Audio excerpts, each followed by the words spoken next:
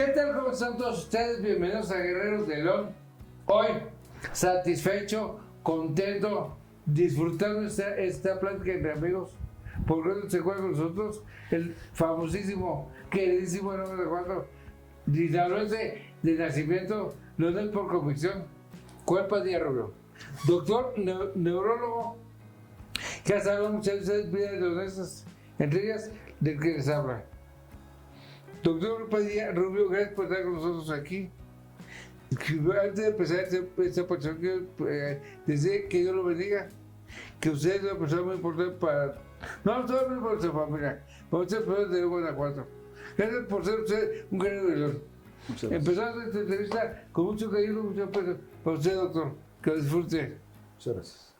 León, Guanajuato, una ciudad hermosa, llena de historia y tradiciones, llamada la capital mundial del calzado. Fundada hace más de 400 años, León, lugar que me vio crecer y formarme entre sus calles y su deliciosa comida. Tantos paseos dados por el Arco de la Calzada, el Nou-Can, el tan conocido barrio del Cuecillo y su increíble templo expiatorio, la Fuente de los Leones, su bella catedral o su hermoso jardín. Y ni hablar de ese caldo de oso, las guacamayas o la cebadina típica de mi bella ciudad. Sin embargo, una de las cosas más importantes que hay aquí es su gente. Personas cálidas, trabajadoras, con ganas de salir adelante. Sin duda unos guerreros de León. Doctor, pues bienvenido nuevamente aquí a su casa. Espero que en ese homenaje que le di, la presentación, haya sido un 1% de lo que usted vale para mi familia y para el Guanajuato. Gracias, doctor, por estar para darnos esta entrevista. Muchas gracias por la invitación.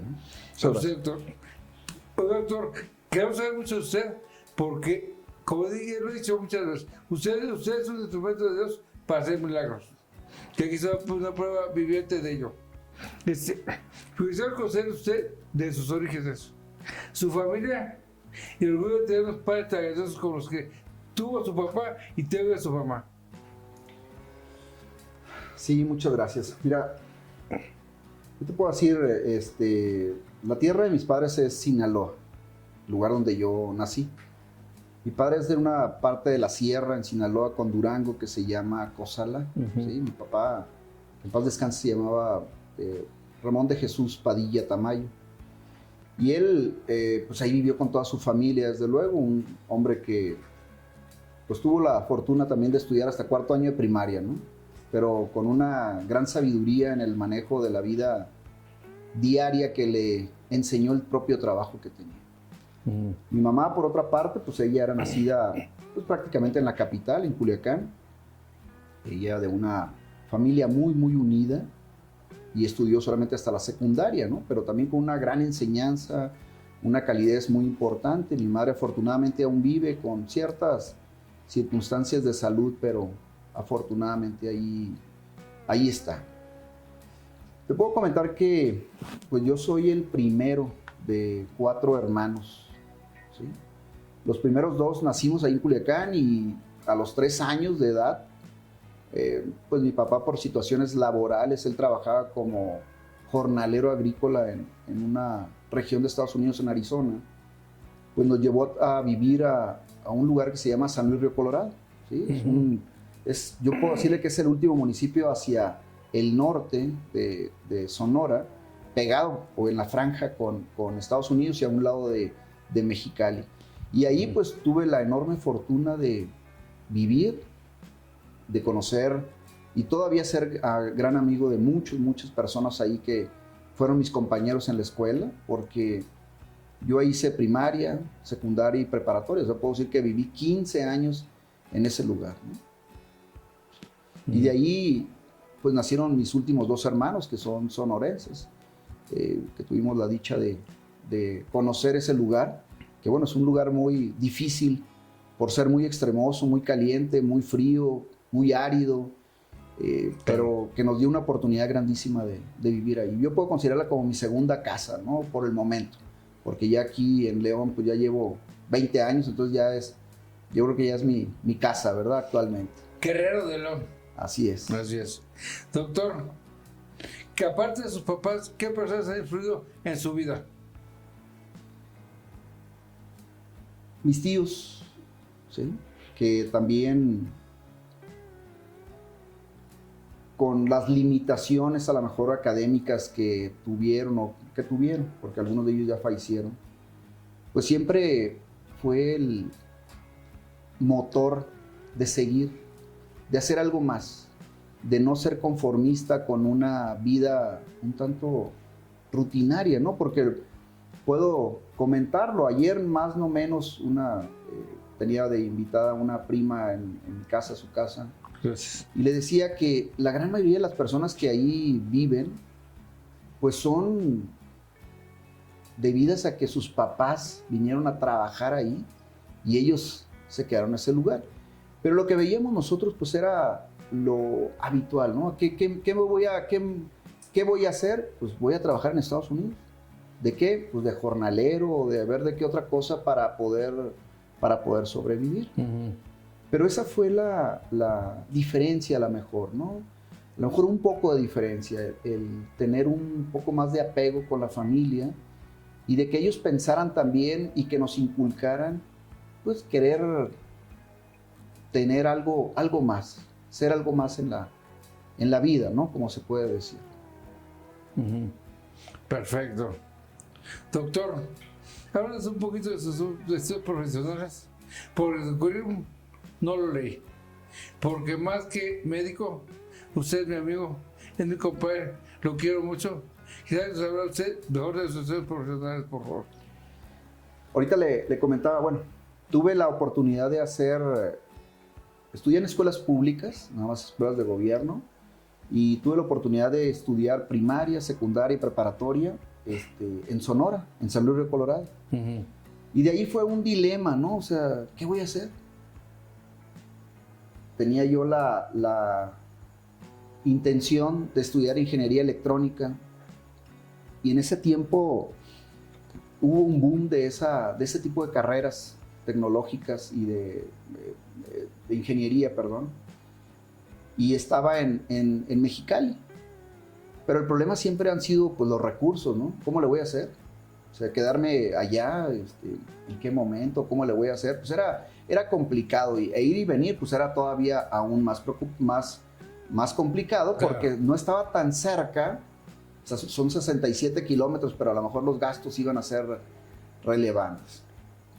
Yo le puedo decir que pude estudiar prácticamente medicina como por trampa, ¿verdad? De mi mamá y una tía. ¿Por qué de trampa? Porque mi intención era ir a estudiar ingeniería civil. Uh-huh. Entonces me fui a Culiacán a estudiar ingeniería civil, presenté un examen y una tía mi tía me dijo, ¿y por qué no haces el examen de medicina? Dije, no, pues no tengo ni la menor intención de hacer eso, ¿verdad? Me inscribió en el examen y me dijo, pues tienes el examen tal día. Pues me presenté y tuve pues, ¿cómo puedo decirlo? Esa invitación, ¿no? A ser médico prácticamente por mi mamá y mi tía que me metieron así de trampa al examen. Uh-huh. Y afortunadamente pasé el examen de ingeniería y el de medicina y dije, ¿ahora en qué me quedo?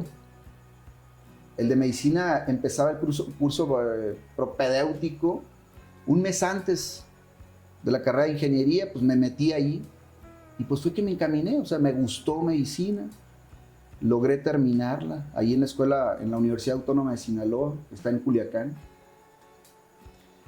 Posteriormente, pues son 5 años de escuela, ir al internado, me tocó también ser afortunado de quedarme ahí mismo en un hospital nuevo en ese momento, que era el Hospital General de Culiacán. Uh-huh. Y todavía aún más afortunado, me dejaron hacer el servicio social en ese hospital. Pero para todo eso se requieren calificaciones muy altas. Pues se requería pues algún promedio un poco mayor, ¿verdad? Claro. Y digo, en ese tiempo daban una beca solamente, o una plaza, ¿verdad? Como se dice, en el hospital, y a lo mejor escogían al que tenía un poco más alta la calificación, y fue como me quedé yo en ese lugar. Digo que el trabajo era enorme, pero era un gusto, ¿verdad? Estar ahí en esa parte, desempeñándome y desarrollándome como médico. Posteriormente, me casé prácticamente de manera inmediata, en ese tiempo que estaba haciendo el servicio social, y presenté el examen de especialidad, que nosotros le decimos el examen de residencia, y también lo pasé, ¿sí? Sin embargo, ahora las aspiraciones eran un poquito más, ¿verdad? Más alto, irme a un lugar donde yo quería realizarlo, y era en la Ciudad de México, donde era la primera vez que iba a la Ciudad de México. O sea, ¿qué le puedo decir? ¿Cómo fue el susto de mi vida llegar a ese lugar, ¿verdad? Claro. No conocer a nadie. Y estar en ese lugar, pues fue algo también maravilloso, ¿no? Me tocó hacer un año de medicina interna en un hospital que se llamaba el Hospital de los Venados, la Clínica de los Venados en la Ciudad de México. ¿Del Seguro Social? Del Seguro Social. Y otra vez, volver a concursar en otro examen para todavía hacer una rama diferente, ¿no? En este caso, la rama de la neurología. En este caso, pues, teníamos la invitación a hacer el examen, o sea, invitación solamente, en el mismo Seguro Social, en lo que era el siglo XXI, lo que es el siglo XXI. Hice el examen, y ahí en la especialidad de medicina interna tuve muy buena relación con los jefes del área de medicina interna. Y una doctora que ya falleció, desafortunadamente, me dijo, ¿y no quieres hacer la especialidad de neurología en alguna otra parte? Pues sí, le dije, la verdad es que mi sueño era entrar al Instituto Nacional de Neurología. En ese momento no se podía, ¿no? O sea, no se podía hacer el examen en los dos lugares al mismo tiempo. Entonces hice el examen un día en un lugar y al otro día el examen en otro lugar. Y al mes me llegaron las dos cartas que había pasado, ¿no? En los dos lugares. Entonces dije, no, pues yo me voy al lugar que yo quería, ¿no? Que era el Instituto Nacional de Neurología. Y por dos cosas importantes, ¿no? Yo estaba casado, en ese momento ya tenía una hija, y pues no me podía dar el gusto o el lujo de gastar más. Y accedí a la neurología, primero porque me gustaba, segundo porque era el mejor lugar para hacer neurología, y tercero, no iba a gastar absolutamente nada. Ahí me iban a otorgar el hospedaje o la estancia, los alimentos y desde luego los estudios que yo quería tener ahí. Entonces fue el momento así que donde yo me sentí muy realizado de encontrarme en ese lugar. Posteriormente, después de 3 años, decidí hacer una subespecialidad y otra vez volver a hacer el examen en 2 lugares, ahí en el Instituto de Neurología y ahora donde yo quería estar, ¿no? Que era el Instituto Nacional de la Nutrición, en Salvador Subirán, en la Ciudad de México. Y afortunadamente y de nueva cuenta, en los dos otra vez fui aceptado, ¿no? Entonces dije, bueno, pues ahora sí me voy a este lugar. Pero al irme a ese lugar, pues no tenía ni la beca segura, ni la estancia segura, ni el recurso seguro, ¿no? Entonces era como un volado, a ver cómo me va a ir. Pues a lo que iba, como yo le platico a mi esposa, a mis hijos, era a quedarme en ese lugar. ¿Y qué era? Pues a quedarme en la lona en ese lugar, ¿no? Iba a estar un año más. Entonces quería aprender, quería hacer lo que me gustaba. Y otra vez, afortunadamente, los jefes de allí me dieron la beca a mí. Entramos 5 médicos a hacer la subespecialidad de neurofisiología. Me la dieron a mí porque era una sola beca. Me otorgaron trabajo en un hospital privado ahí de la Ciudad de México que está muy pegado al hospital. Y todavía tenía un sueldo ahí, ¿verdad? Entonces era mucho mejor todavía. Pues completé mis estudios, los terminé. Hubo una invitación todavía al extranjero o algo, pero ya no me sentía como... Yo lo dije, ya estuvo bueno, ¿no? Hay que trabajar ahora sí. Y de ahí, pues terminando, un muy buen amigo también, en Ciudad Juárez, me ofreció trabajo. Me fui a trabajar allá hacia Juárez. Y estuve unos meses nada más porque se empezaron a poner feas las cosas allá. Estoy hablando en el año 2003. Y un maestro de neurología me invitó a que trabajara acá en León, ¿no? Y ese fue el momento en el que ya llegué yo aquí a León. Llegué a León el día 12 de noviembre del 2003. Y desde entonces a la fecha, aquí me siguen aguantando todavía. 10 días antes de su cumpleaños. Ándale, ¿verdad? ándale, efectivamente. Así es. 10 días antes. Muy bien. León es una ciudad que lo apapacha uno, que lo acoge uno bastante bien. Como decía Fox, tierra de oportunidades. Y hay que trabajar también aquí, ¿no? Porque hay gente muy trabajadora aquí en Guanajuato. Usted y León, todas sus primeras experiencias aquí, ¿no? La verdad es que de donde yo soy y donde yo estuve viviendo, lo más maravilloso que de manera inicial vi era el clima, ¿no? No, hombre, o sea, estar a temperaturas de 50 grados, de repente aquí la gente de 30 grados y decir que hacía un calorón, pues verdaderamente era de risa, ¿no? Y segundo, desde luego las personas de León pues sí han sido muy receptivas, ¿no? A veces uno tiene temor, ¿no? Porque uno va o viene, mejor bien dicho, de un lugar donde es más directo, menos palabras y las palabras un poquito más fuertes. Y pues no tenemos muchas veces ninguna expresión de molestia ni nada, ¿no? Estamos acostumbrados a hablar fuerte y de frente, ¿no? Claro. Entonces aquí para mí era un conflicto, ¿no? Porque yo hablaba así y era entre los pacientes o algo, pues era complicado que alguien hablara así como muy fuerte. Y sí, al principio sí fue algo creo que muy delicado. Pero posteriormente pues ya me fui adaptando al lugar donde vine, ¿no? O sea, no puedo seguir siendo la misma persona, hablar de la misma manera. O sea, Tanculichi. Exacto, Tanculichi. Tenía que ser más, como dice un amigo, o sea, te tiene que quitar lo silvestre, ¿no?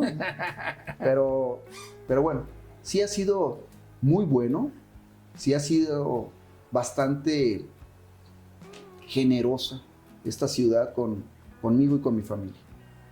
Creo que más bien usted ha sido muy generoso con Guanajuato. Yo creo que usted no que sea decir instrumento de Dios para hacer milagros. Usted me ha compartido algunos milagros que ha sucedido en su vida profesional. Es como que me decía compartido. Yo me considero un milagro. Y cuando usted dice ustedes, instrumento para yo seguir en este mundo. Cosa que me llena a mí el alma de agradecimiento hacia usted. ¿Qué significa para usted sus pacientes? Y estos a los que lo rescató del hoyo, le metieron a la muerte y dijo, ¿a qué va a seguir este tipo? Mire, aun cuando las enfermedades puedan ser similares, los pacientes son muy diferentes. Entonces, en nuestro propio argot, decimos que no hay enfermedades, hay pacientes. ¿Sí? Uh-huh. Y cada paciente en particular lo que ofrece siempre es un reto. ¿Sí? Un reto porque es muy diferente poder llegar a un paciente y no les digo yo convencerlos, ¿no? O sea, no lo voy a convencer de que tiene algo mal, sino decirle que tiene un problema. Y que ese problema se ha dado pues quizás por los hábitos que tenemos. No puedo decir por malos hábitos, sino por hábitos que tenemos. Y es complicado romper eso. En mi especialidad, como en muchas otras especialidades, llegan a ser enfermedades crónicas. Y hablando de ello, pues el paciente viene una y otra vez y otra vez. Y muchas veces llega a ser hasta tan curioso que el paciente ya ni siquiera viene a hablar del problema, sino viene a platicar nada más. Uh-huh. ¿Sí? Y eso es lo padre, que uno se envuelve en ello, se empieza a agarrar mucha estima, cariño, De repente uno va a las bodas de ellos, a las fiestas, y es como un invitado más. Y se siente muy padre. Pero también es feo cuando nos dicen que algún familiar falleció o el propio paciente, ¿verdad? Que estuvimos viendo por tiempo, ha pasado con eso. Entonces, cada paciente representa un reto en todos los sentidos, pero también una gran experiencia. Lo padre que se siente que uno cuando va a un lugar lo saluden, el ejemplo que pues, se siente los hijos, que sienten que su papá es importante, ¿no? Que a lo mejor no sea así, pero ya con que lo saluden pareciera que sí lo es. Así es. Perfecto. Nosotros en la familia tenemos esas experiencias con su vida profesional. La muerte de mi hermano Fernando, la muerte de mi suegra, y que usted fue su menos pasado en la vida.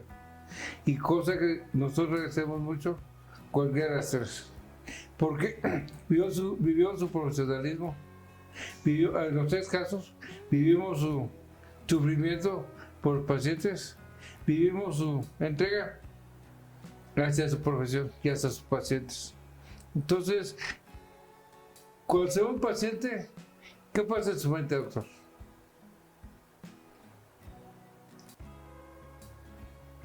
Es bastante complicado, ¿no? Las personas tienen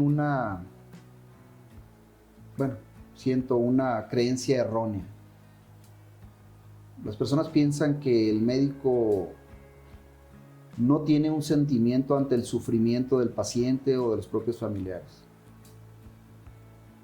Sin embargo, hay que entender que cuando un médico habla un poco más fuerte y busca la manera de hacer entender al propio paciente o al familiar de que la enfermedad es una enfermedad terminal o es una enfermedad que no tiene una reversión, pues entramos en un punto donde desde luego lo que hay es asesorar al paciente, asesorar a la familia. Y vuelvo a repetir, es una creencia, una idea errónea que el médico no llega a tener un sufrimiento. Cuando tengo mucha apertura con los pacientes, a veces les digo, ¿cómo vería en mí que mientras usted está llorando a su familiar por el padecimiento que tiene, me viera angustiado o me viera llorar a mí? Con eso le demuestro que sí tengo sentimientos, ¿no? Pero quizás no tenga el aplomo para poder enfrentar la situación que se está viviendo en ese momento. Así es. Eso es lo complicado. Y cada paciente, como le digo, es completamente diferente. Nos ofrece siempre ese reto tan complicado porque no sabemos, muchas de las ocasiones, cuál va a ser la evolución o, como muchas personas quieren, mi pronóstico. Y el pronóstico generalmente es difícil de dar cuando se trata de vida o muerte. Por supuesto. ¿No?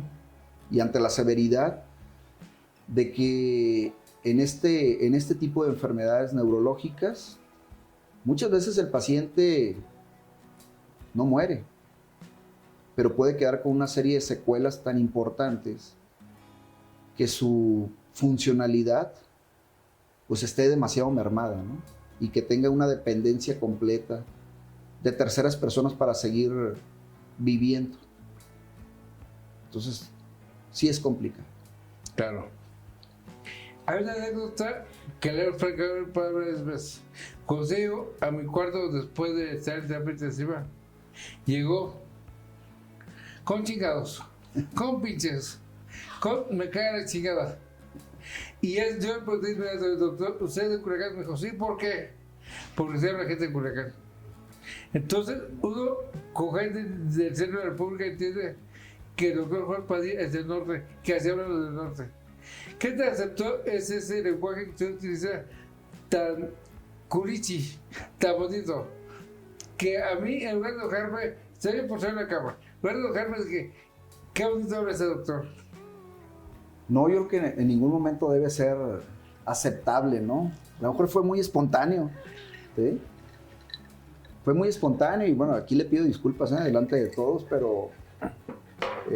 no hay necesidad. Eso fue parte de mi salvación, yo creo, el haber escuchado eso. Pero es el punto más difícil y le voy a explicar.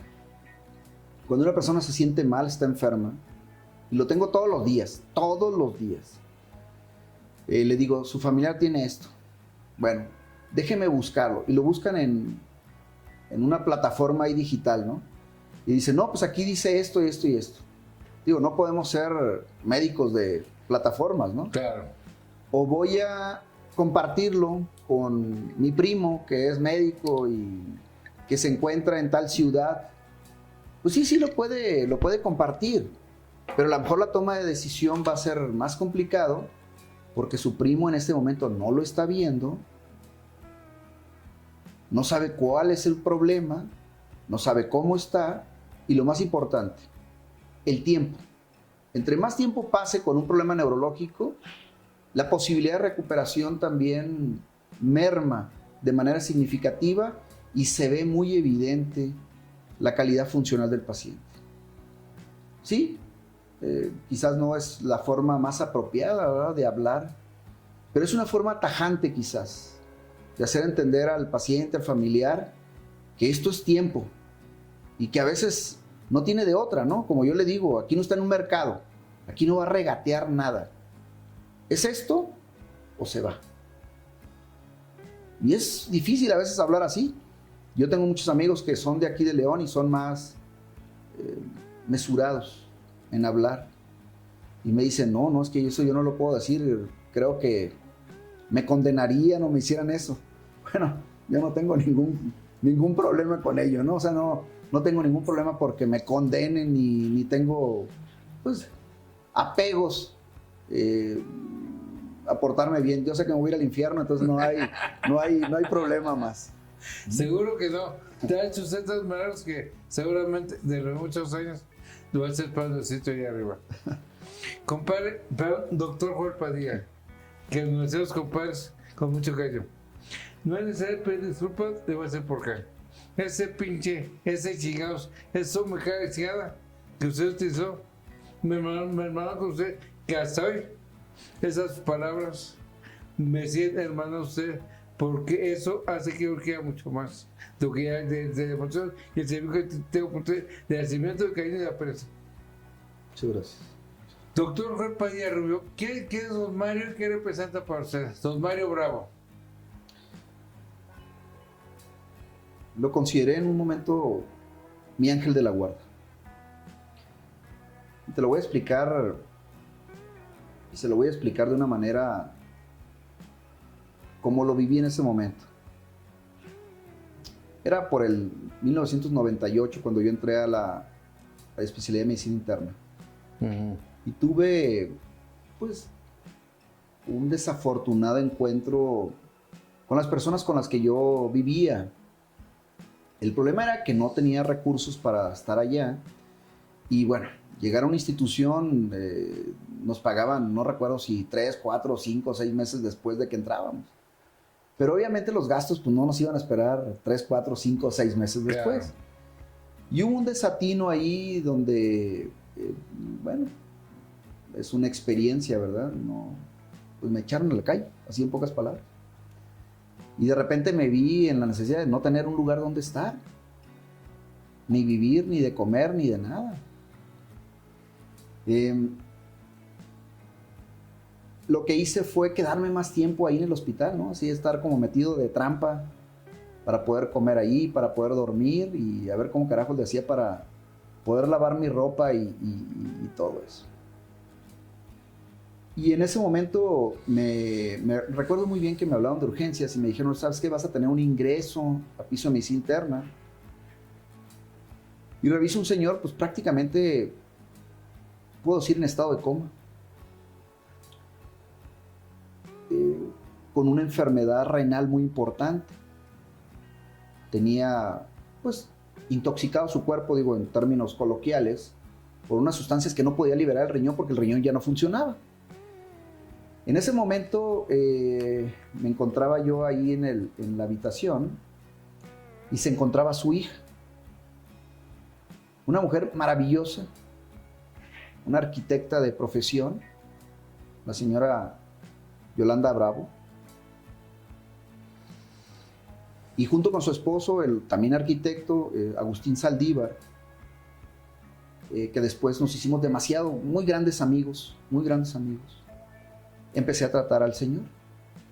Y me acuerdo que le coloqué hay un dispositivo ahí que se llama un catéter a nivel abdominal, que se llama un catéter peritoneal, para hacerle una diálisis peritoneal. Y duró, yo creo que, don Mario, como 3 días en despertar, ¿no? Y cuando despierta, pues está bien enojado. Y decía, pues, ¿qué estoy haciendo aquí, no? Yo no sabía quién era. O sea, la verdad es que yo no sabía ni quién era ni nada. Yo lo atendí como un paciente, ¿verdad? Y su hija ahí apegada con el Señor. Quiero decir que además la arquitecta, y que es muy, muy querida amiga mía, tiene secuelas de polio. Entonces una discapacidad motora importante para poder ayudar a su papá, ¿no? Cuando despierta, ella le dice, no, ¿sabes qué, papá? Estás aquí en el hospital. Y dice el Señor, me acuerdo muy bien que dijo el Señor, ¿y en qué hospital estoy? No, pues estás en el hospital en Los Venados. Pero ¿cómo llegué aquí? O sea, ¿cómo voy a estar yo aquí? Y vuelvo a decirlo, yo no sabía quién era él. Y después me enteré que el Señor era el jefe de personal del Seguro Social a nivel nacional. ¿Sí? Él había llegado al Centro Médico Nacional Siglo XXI por una situación que la verdad es que no me acuerdo por qué. Pero de ahí, pues lo trasladaron ahí. Entonces él se molestó mucho porque como sus amigos lo habían dejado ahí, ¿no? Y la hija le explicaba, no, es que el doctor estuvo al pendiente tuyo, te hizo este procedimiento y despertaste después de ese tiempo. Entonces yo veía diariamente a don Mario y un día se me queda viendo y me dice, oye, ¿por qué todos los días te veo? Le digo, pues es que estoy haciendo el primer año de medicina interna aquí en el hospital. No, yo ya sé que se trata de eso, me dice yo, pero en un tono, como que era un hombre muy fuerte, ¿no? En todos los sentidos. Y me dice, no, ya sé que se trata de eso, me dice. O sea, lo que quiero saber es por qué estás aquí en la mañana, mediodía, en la noche y todos los días. Pues no supe qué explicarle. Y después, ante la insistencia, me dice, a ver, quiero que me expliques qué es lo que pasa. Pues es que no tengo un lugar para donde quedarme, le digo. Y aquí me quedo de trampa, le digo. O sea, espero yo que no se den cuenta que aquí me quedo, ¿no? En ese momento le dice a su hija, necesito que por favor acondiciones el departamento que tenemos ahí en la colonia Narvartes para que el doctor se quede ahí. ¿Sí? Entonces fue un momento bastante maravilloso de conocer gente bondadosa, de conocer gente buena, que sin conocerlo a uno, le brindaron a uno la oportunidad de continuar, ¿no? Porque en ese momento pues, yo ya estaba decidido prácticamente a renunciar, ¿no? A irme, porque ya no se podía continuar, pues en pocas palabras. Entonces yo a ellos les debo muchísimo, porque nuestra amistad hasta ahorita persiste. Desafortunadamente don Mario murió 2-3 años después, ¿sí? Y tuve la oportunidad de seguirlo viendo, pero de seguir conviviendo con su familia, particularmente con la hija y con el esposo de su hija, y desde luego con el hijo, que es Eric, a quien también estimo muchísimo. Entonces les tengo mucho cariño, y ese para mí fue un punto. Así que yo puedo separar las cosas, ¿no? De gente buena que existe en este mundo. Doctor Joel Padilla, perdón. Yo quiero aquí en estas cámaras bendecir a su mamá, a su tía y a don Mario Bravo, porque formó usted lo que soy, que usted ha salvado la vida a muchos de los de estos. Eso para mí no tiene palabra de agradecimiento. Yo creo que son muchas las veces porque nos hace a usted la vida. Ahora sí, así quedé, por gracia de Dios. Pero pudo haber quedado peor. Usted, en tu intervención, hizo que yo quede así. Nada más. Así es que gracias por ello.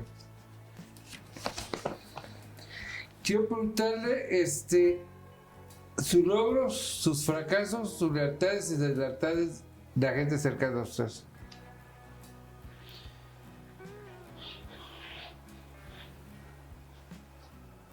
¿Qué le puedo decir? Siempre, desde niño tuve una meta, ¿no? De ser independiente, de en un momento ser profesional, un profesional. Y tengo todavía en la mente una anécdota más, ¿no? De que a veces dice, ¿qué fue lo que orilló a una persona a estudiar, a hacer algo más, ¿no? Pues yo estaba acostumbrado a ver a mi papá, a ver a mis tíos, que se despertaban muy temprano, 3, 4 de la mañana para irse a trabajar, ¿no? Y regresaban pues llenos de lodo,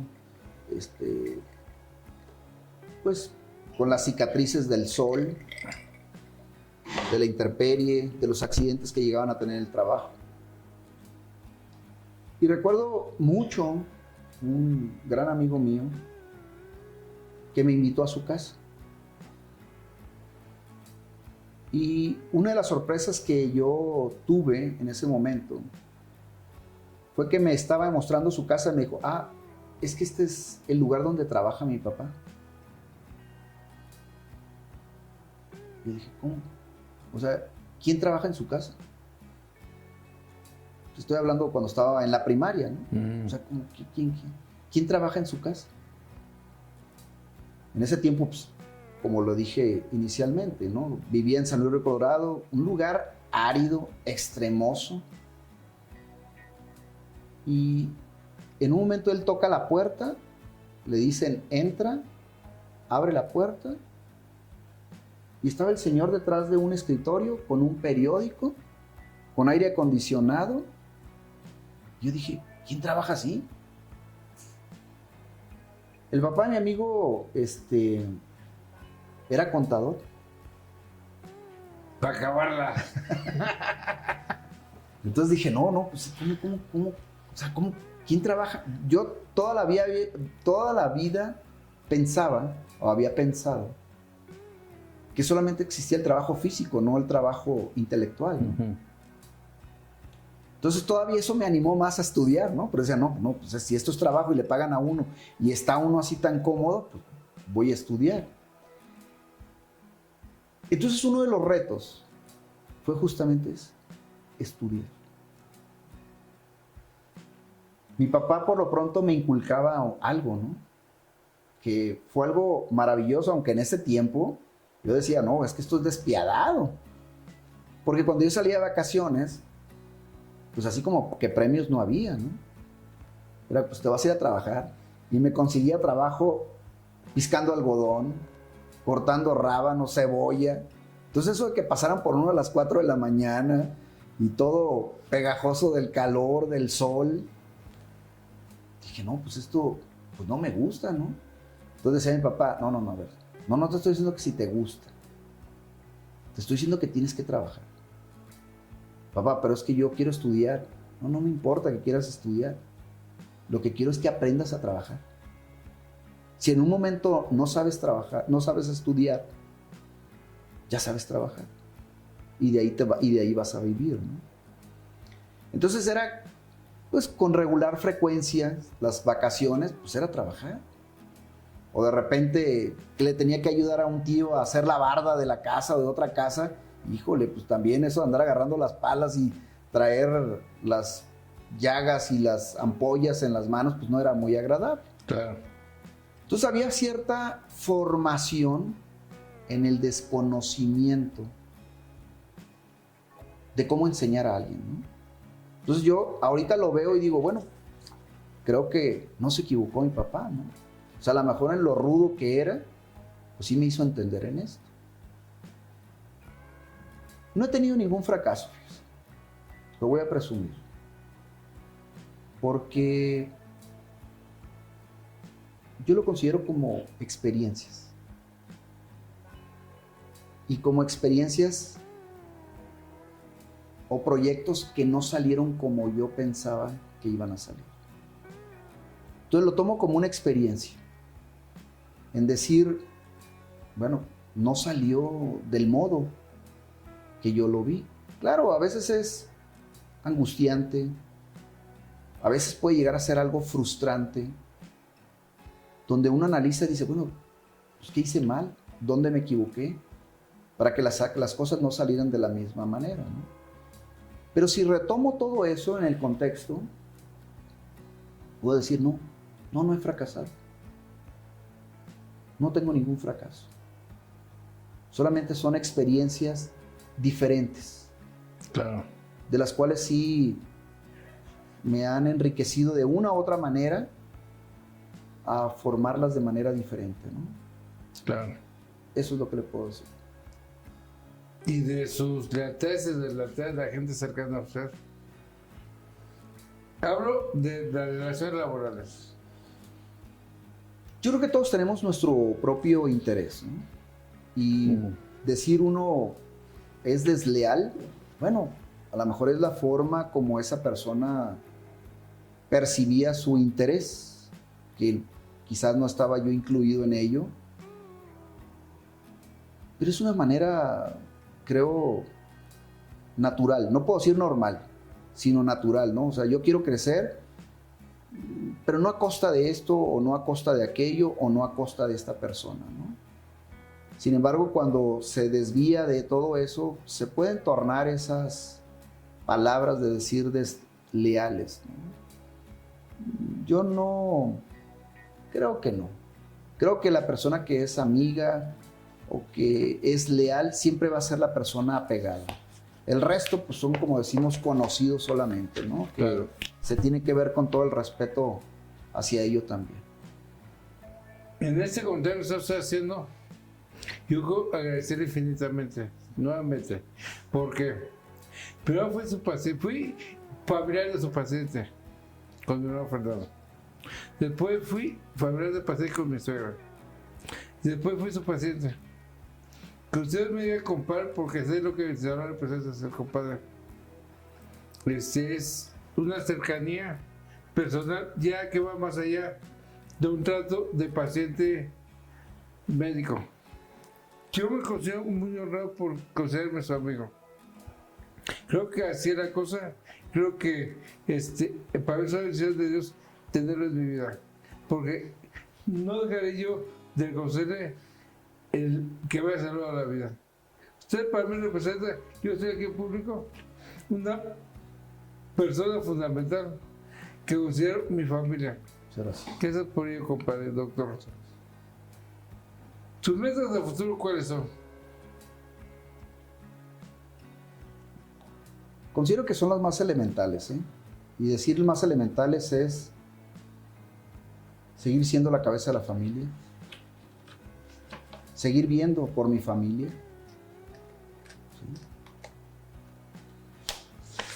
Continuar esforzándome en lo que hago y hacerlo, buscar hacerlo cada vez mejor. Eso es lo que yo puedo decirle interés. Que mis hijos estén bien, que mi familia esté bien, que mis amigos me consideren todavía, como dicen, digno, ¿verdad?, de ser su amigo. Eso es lo más importante. Eso es lo que yo busco a futuro. Y algo que es para mí muy, muy importante es sentirme bien. Pero sentirme bien en el aspecto de satisfecho. De tener esa sensación, sentimiento de que cuando me vaya a ir, haya tenido yo, aunque sea algo de acierto, donde eso me dé esa paz, esa tranquilidad. Entonces, para mí eso es lo más, eso es lo que yo siempre he querido o he deseado. ¿sí? De sentirme una persona realizada, pero no en un aspecto solamente, no en un aspecto laboral, ni social, ni familiar, sino algo completo. Eso es lo que yo deseo. Yo se lo voy a conceder seguramente. Imaginemos con esta tecnología que ya en el año 2060, 2080, 2100, ¿qué hacemos nosotros en este mundo? La tecnología va a poder hacer que se los haga usted en la pantalla, los tiene en un tiempo platicando con sus hijos, con su descendencia, nietos, bisnietos, tataranietos, y eso puede ser, pues ya es posible el día de hoy. ¿Qué haría si pusiera usted en un sillón del 2100? ¿Qué mensaje le daría usted a sus descendencias, a sus descendientes?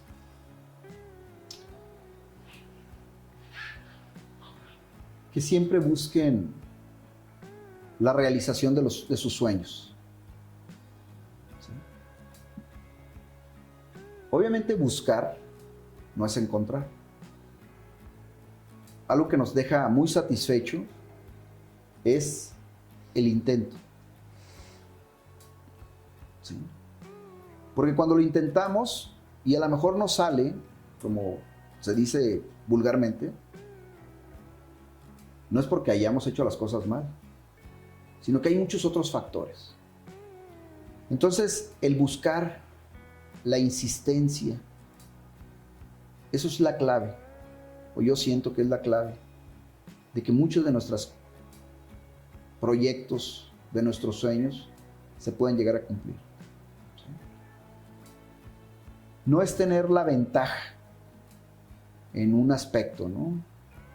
El aspecto de poder estudiar en alguna escuela, en una escuela privada, en que el papá a lo mejor deje una forma más cómoda, sino es eso, la insistencia y el sueño de lograr lo que sean o lo que se quieran proponer. Eso es todo, solamente. Perfecto. De año 2100, descendencia del doctor Padilla, eso desea para ustedes. Ojalá lo logren ustedes. Muchachos, jovencitos, niños. Usted es un lector empedernido. Le gusta mucho leer. De repente, compartir usted textos que son muy interesantes, que son aprendizajes de vida. ¿Nos vemos saber un libro que ha marcado su vida y por qué razón lo marcaron? No podría decir así que haya algo en particular que marque, ¿verdad?, la vida. Pero quizás hay un par de libros que sí me hayan gustado mucho. ¿Y por qué me gustaron mucho? Porque me han hecho aprender en retrospectiva. ¿Sí? La gran mayoría de las veces nuestros padres han sido los motores principales en todo en nosotros, ¿no? En ejemplo, en trabajo, en todo. Pero muchas veces ellos son callados, ellos son serios, ellos no platican los problemas, a pesar de que uno vea que las situaciones no son las más acordes.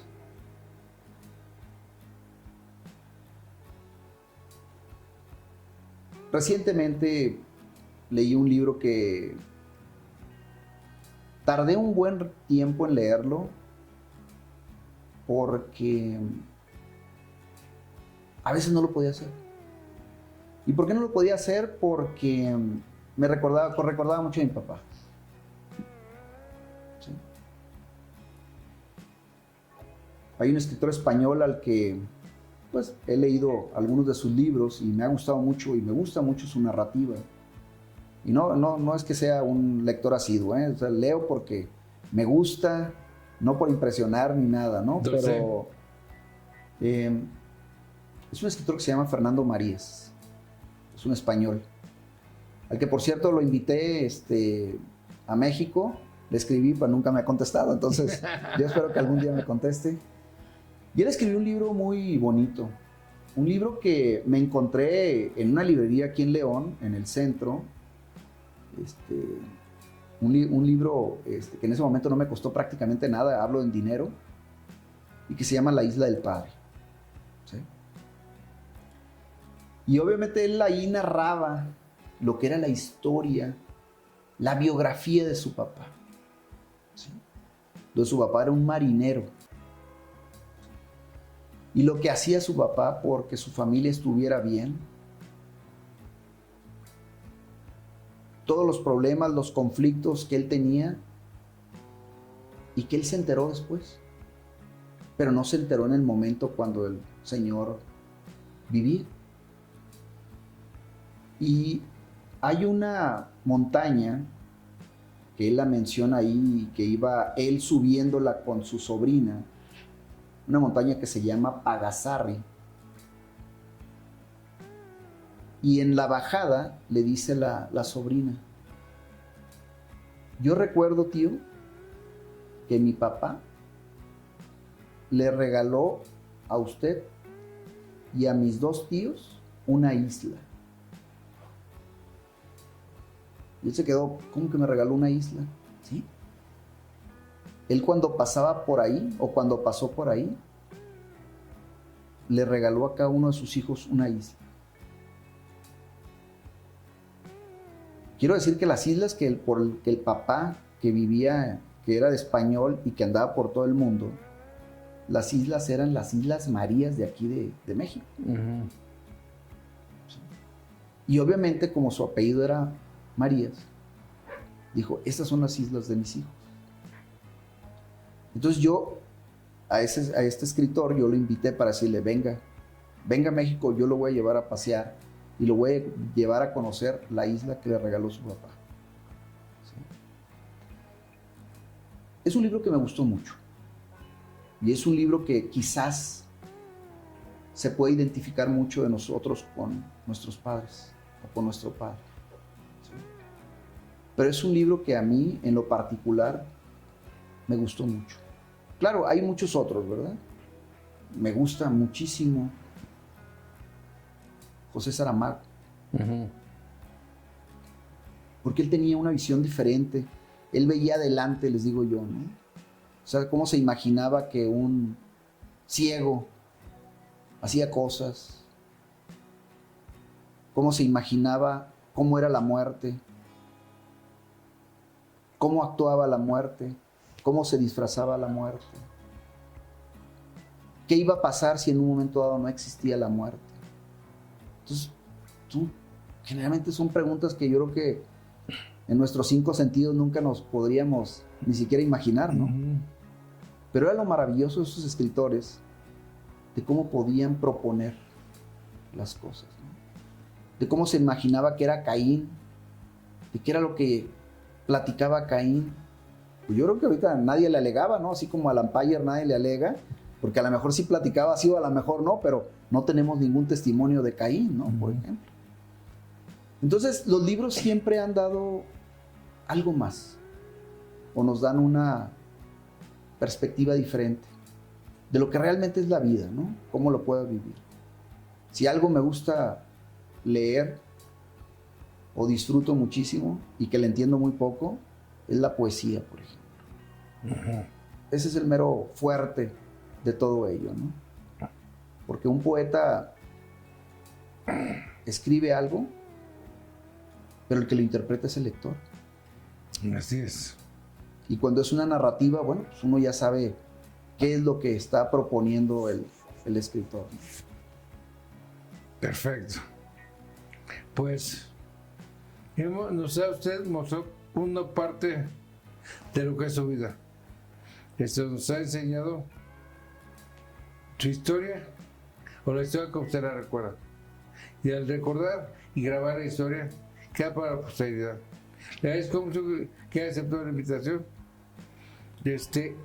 Luego varios momentos de que había hecho la entrevista o la plática de este diálogo de amigos, pero no se pudo. Ya. Hoy me siento muy contento, maravillado y satisfecho por haber hecho esta plática entre amigos. Muchísimas gracias por su participación en Guerreros de León. ¿no? Y muchas gracias a usted y a ustedes por la invitación. Gracias. El doctor Juan Padilla Rubio, mi amigo, mi familia, mi salvador de vida, acaban de conocer ustedes.